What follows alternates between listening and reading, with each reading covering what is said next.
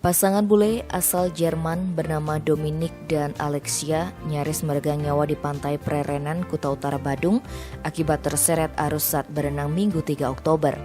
Koordinator Badan Penyelamat Wisata Tirta atau Balawista Badung, Marcelo Lolot Arya Fara menerangkan, peristiwa itu terjadi sekitar pukul 16. Awalnya kedua bule itu hendak jalan-jalan lalu berenang di pantai. Akibat arus deras yang tiba-tiba datang, mereka terseret ke tengah laut. Beruntung saat kejadian ada 3 personel balawista yang tengah berjaga bertindak cepat. Alhasil kedua bule tersebut berhasil diselamatkan. Namun kondisi bule yang menginap di salah satu villa di Ubud, Gianyar itu lemas. Kedua korban dibawa ambulan balawista menuju Canggu Medikal. Tim Bali Express melaporkan.